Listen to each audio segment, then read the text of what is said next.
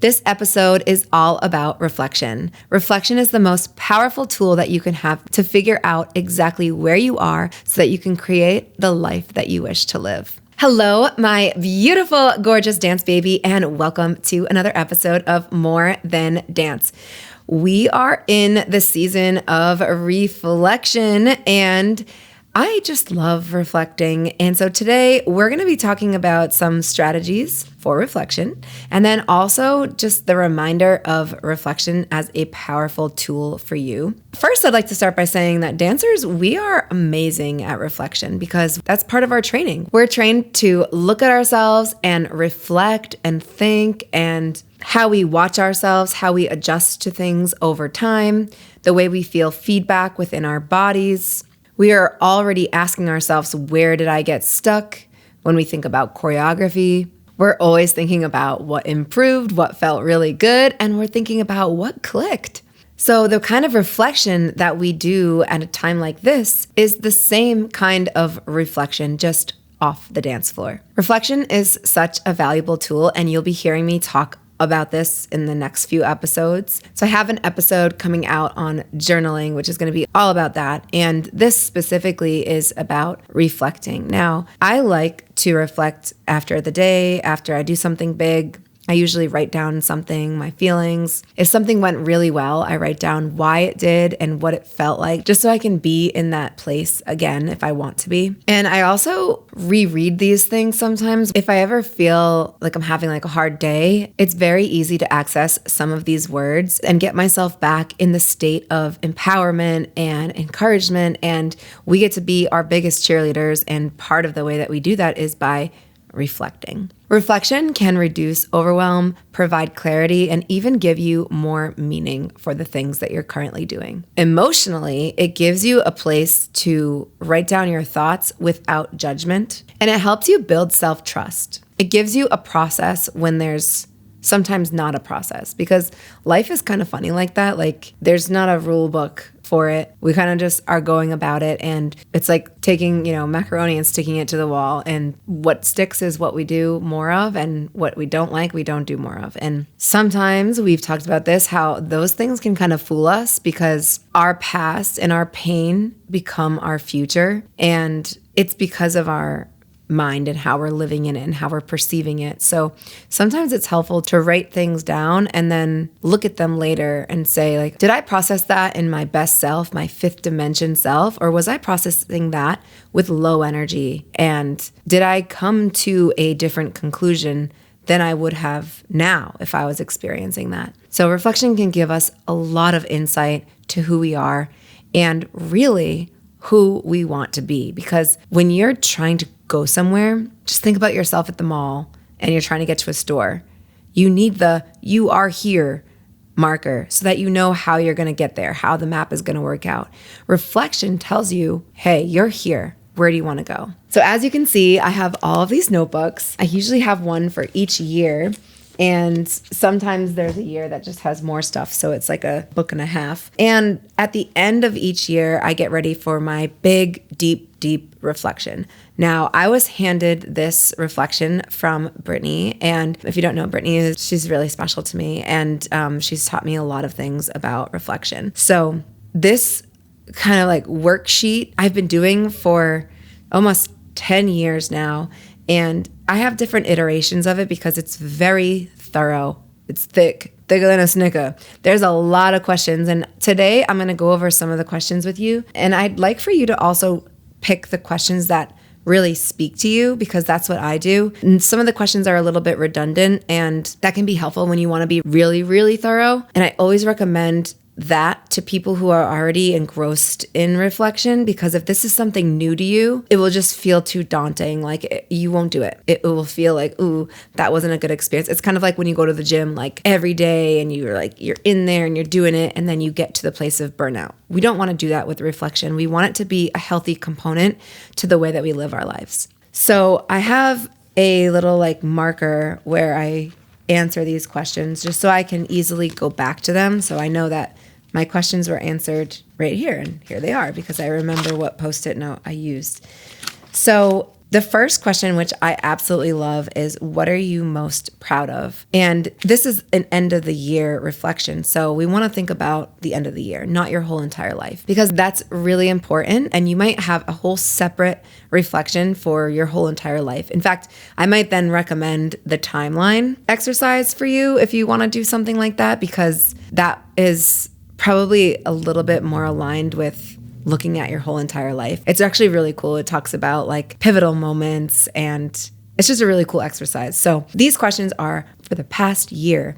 What are you most proud of? So when I think about that, I have a lot of different facets to my life. So I have my relationship with Josh, my relationship with my family, and then I have my dance relationship, me and dance. Then I have my teacher of dance relationship. I have a lot of different relationships. Then I have my other businesses. Actually, at the end of the day, I really do have a lot to be proud of because I do work very hard throughout the year. And my structure, as if you listen to the episode 65, you know how I structure my goals, and I'm hitting them. So I could list them in here. However, I usually save that for other questions, because there's questions like, what did you get recognition for example? So when you have an overview of the questions that you're going to be answering, you'll be able to know which ones that you're going to put in each one. So what are you most proud of? That could be something that you did. Maybe you broke up with your boyfriend, your girlfriend. It was really hard for you and you feel proud of that, because I remember the one year that I was able to finally release myself from a relationship that I was in. I remember saying, wow, that was like the hardest thing I've ever done, and being so proud of myself for being able to finally do it. That probably would have gone on the list. I wasn't doing the reflection then. So I have here written down my choreo, which I'm so glad that I highlighted that, because I really do work hard on choreography. I have stuff for DJing on here, and then I have interpersonal relationships on here. So it could really span in any way. The next question is, when did you exceed your expectations? And the one I'll share with you, planning our first trip to Italy. I guess that was something that stood out. So this is taking us back to the first time Josh and I went to Italy. And that was just such a funny moment for us, because we planned to go to Italy, like I think weeks before we did. We didn't tell anyone, really. We were just kind of like, I guess we're going, I guess we're doing this. And we got there and I was like, all right, so like, what do you want to do?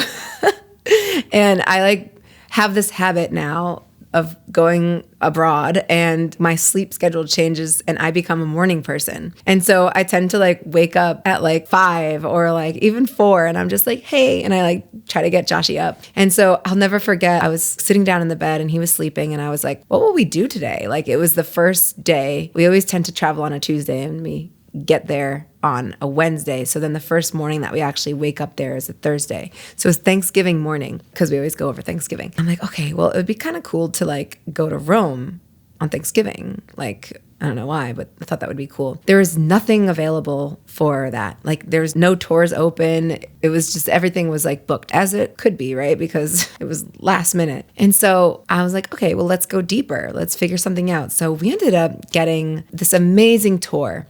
There was only 2 spots left, and it was to Cinque Terre, and it's still to this day our favorite excursion. And it was like a big commitment too. I think it was like a 12-hour day. We left from Florence and we went a 2-hour drive and then a train ride, and we just did this massive hike. And, you know, my knee was at the time like a little struggly. So it was just an amazing experience. And so the next day we did something cool, and we did all of these amazing things on that trip. And so I did this reflection right after that trip too. So probably that's why that was fresh in my head. So yeah, planning Italy.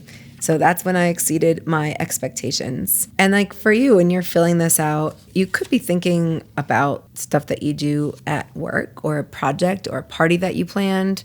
Maybe it was a trip that you planned. Maybe it was being able to do something really fast. Like maybe you were really efficient at something and you kind of just wowed yourself. But do you see how those 2 questions are already shaping us to be in a different light about ourselves? Like, what are you most proud of? Ooh, what am I most proud of? And when did you exceed your expectations? Oh, when did I exceed my expectations? So again, giving you that Leo energy that I think we all need sometimes, just to give yourself more opportunities of celebration and success. That feeling of success really does compound over time and give you momentum. And if you've listened to this episode, listen to it again. If you haven't listened to it, listen to it. It's the episode on momentum. Okay, so it's episode 30, How to Fight Resistance and Build Momentum. Such a good concept. And yeah, actually, when I'm doing this reflection, which I almost did it today, I think I'm going to start doing it tomorrow. Obviously, the podcast is going to be on here in some way, shape, or form. And in addition to that, it's going to be probably listing off some of the episodes that I feel really, really excited about. Some of the concepts that I maybe wowed myself with. They're like, oh, like you go, girl. Like that was a great idea to talk about that. And I just want to mention this kind of thinking can be a little uncomfortable for you. And I mean, I always like to blame it on the Puritans. It's because of them. They made us so like humble and so coy that if we received a compliment like, oh, no, thank you. Accept that. Even if it's a compliment from yourself, learn to get in that energy of, oh, thank you. Thank you very much. Because you being able to see that is only going to make more of it. And it's going to make it in a different light. Right now, you're making it in a gray light. When you do it with that different energy, you do it in a bright, bright light, a yellow light, a shining, gleaming, beautiful light. And you'll see changes. All the things that you find yourself stuck with, they'll start to shift because you don't have time for gray light, even if it is light. It goes into what do you do really well? What worked for you? What made you feel like you were good enough? And then it goes into some stuff like what's frustrating? What didn't meet your expectations? What was a massive failure? I always love getting to this question every year because I'm like, ooh, which one do I want to put down? And I think failure is such a fun thing to talk about. In fact, I did talk about this in a podcast and I forget which one it was, but it was shortly after reading this book and it was about making yourself more comfortable talking about your failures. Because if you've ever heard the phrase like fail forward or fail fast and fail often, and it's because the quicker you can pick up the pieces, the better you are. Or fall down 7 times, get up 8. I know that's another one. Oh my gosh, this is hilarious. Then it goes into these questions. What is helping you? My first answer, reflection. That's so funny and so perfect for this. I don't think I put that on everyone. I did not include that. So that is so funny that it's like on this one. I just find moments like that just like really cute and really funny because like I could have picked any of these 10 books and there's more too. And I got that. So that's fun. Then we go into beliefs about ourselves. So there's no real structure to this that I'm recommending you to do other than do it. So in the sheets that I was talking about, they're broken up into your patterns, your beliefs, just general reflection, and then taking all that information and bringing it forward. So going back to that mall idea, if we're going to go to Sephora's, we know it's on the second floor. It's next to Victoria's Secret. We actually know exactly where it is. And if we're at the bottom, we know we're going to go up like 3 escalators and then we're going to bear right, and then we're going to go to the right, and we know how to get there. But this reflection is telling us that we're on the bottom floor. Without the reflection, I might be on the top floor, and I don't even know it. So I'm thinking I have to go upstairs, and I can't find an escalator, and then it turns out I'm just going down. So when you get an opportunity to reflect, you are going to find so many more answers for your life and for your build out of your life. So another thing that you can do is get a notebook like this where it has like your day schedule, but then it has different areas of you to fill out. So I know sometimes like there's like the weather, that's not this, but it does have you like track your mood and it says like how much water did you have? That's like really cute. But what I really like to do is they have a gratitude section and then they have a note section. And so in the gratitude section, I like to say like my 3 gratitudes for the day. And then in the note section, I like to say my 3 wins or my 3 celebrations of the day. Or if anything like kind of like funny stood out, I'll put that there. And then under top priorities, that's like keeping like business cursy like in check because those are my top 3 priorities in my businesses. And then in the to-do list could be something that I'm working on for like the next day or that day. Or it could be something like, because when I think about gratitude, I like to do 3 things just because 3 is nice. And then wins, I like to do 3 things. But then I also like to acknowledge 3 things that were tricky or 3 things that I overcame. So that gets its own little place. So it's not designated in here as those categories. However, you can make your own categories in any of these books. So I find that to be really helpful because I love getting in the mindset of gratitude. and I love getting in the mindset of winning. The reason why I wanted to share you about the daily reflection that I do is because that could also be your yearly reflection. Because you could talk about, what are you grateful for? What were some wins? What did you overcome? And what are you working towards? And those 4 questions can be all that you really say. And then if you feel like you want to go a little bit deeper, ask yourself some deeper questions. Where did I feel stuck? Why did I feel stuck? Where did I improve, or what tasks did I notice got easier for me? This is also a really great question to ask, is what surprised me? I love asking that question because it can go in so many different ways. So we have the closing of a year happening. We have the beginning of a new year. We all have a birthday, and we all have a familiarity with September. Okay, and I'll hold that thought because I'll tell you why that's important. So my birthday is in August. I'm a Leo. We know this. January 1st is the start of the new year, and here we are in December. This is the time before the new year. Okay, those are the facts we know.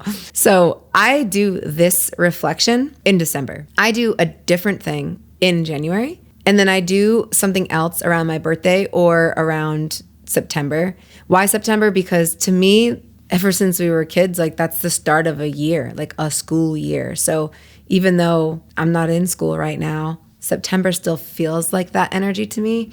So that's why around my birthday in August, like within that month, I'll set some time down for myself to check in. Now, if you listen to the episode prior to this, then you know that I split into quarters. And at the end of each of those quarters, you can take some time to reflect on each of those. You can ask yourself these questions or iterations of these questions. You can add in different questions because of different things that you are accomplishing. And around your birthday, however it falls, mine falls pretty nicely actually in this like third quarter. So it's really nice for me to have that moment to check in because it's like I have one more final push before the year is up. What am I missing? What didn't I get to? Where am I slacking? And I use that time to remind myself of some of the things that I set out to do in January or in December. And I choose to do this portion of it in December because December is such a beautiful month. Everything is calming down and it's coming to a close. Our bodies know it's happening just because of the rhythm of life. Maybe it's because we're just all used to it.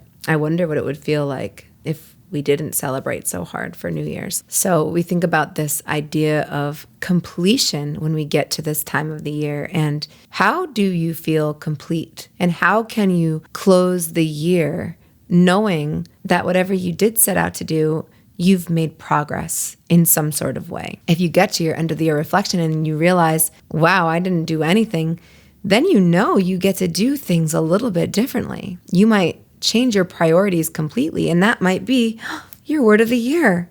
Priorities. What a beautiful word that could be. We also have this idea of seasons. If you're in New England like me, and seasons are a great time at the beginning of a new season to go in and think about your next season and what are you doing differently? Again, what are you celebrating? Who do you want to be in that season with you? Who are you bringing into the next year with you? And I think with journaling, reflection is very similar. There's no right way. There's no wrong way. There is only your way, and it's whatever way you choose. And if you're not losing. Episode 17, if you want to listen to that one. We want to make sure that whatever it is that we are doing, we can keep it simple and we can keep it attainable so that we can be consistent with it. I've been so consistent with this because I'm so okay with picking and choosing all the questions and just writing them in. If I don't get to them, I don't get to them. I've done something. Do I get to all of them every year? No.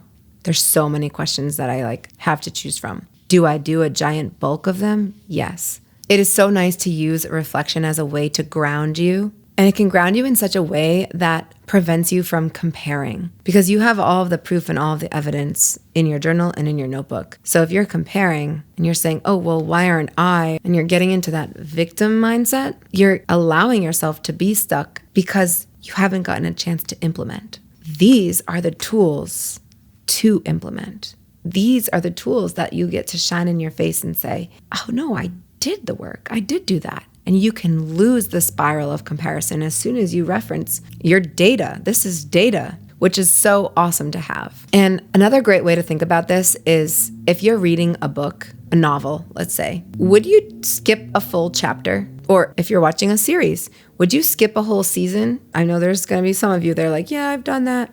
I'm not talking to you. I'm talking to the majority of us. We're probably not trying to do that. So if you close out a year and you don't get a chance to reflect, it's very similar then to going into the next year without formally closing out that chapter or that season finale. You'll be there, you'll catch up, you'll figure it out, but you won't know as much as you would if you did read that chapter. This is one of those things that it seems like it's so light and so simple to not do it, but it gives you that much impact. Why? Why not just do it? And one last thing, reflection, journaling, it's not about fixing yourself. None of this is about fixing anything. Notice that's nothing about what I shared. All of it is about seeing yourself clearly, understanding and knowing yourself for so many different reasons. When we know ourselves, we make better decisions, we have better relationships, we make more production, we do better at our job. There's just so many reasons why it's better to know yourself. So this holiday season, I encourage you to welcome in the practice of reflection and find a practice that works for you. Maybe it's asking these deep, deep questions like I started sharing with you. Maybe it's asking the simple questions of what am I grateful for? Where do I feel like I'm winning? Where did I get stuck and what did I overcome? And what am I building? These questions are equally as good and equally as meaningful. So you have full permission to keep this exercise very simple. I hope that you take reflection with you as a very powerful and resourceful tool to build your future and to make your life full of happiness. If this was helpful for you at all, it would mean the world to me if you left a 5-star or written review on Spotify or Apple Podcasts. And if you feel compelled to, share with a friend, as that is one of the best ways that this podcast can grow. Thank you so much, and I'll see you on the dance floor.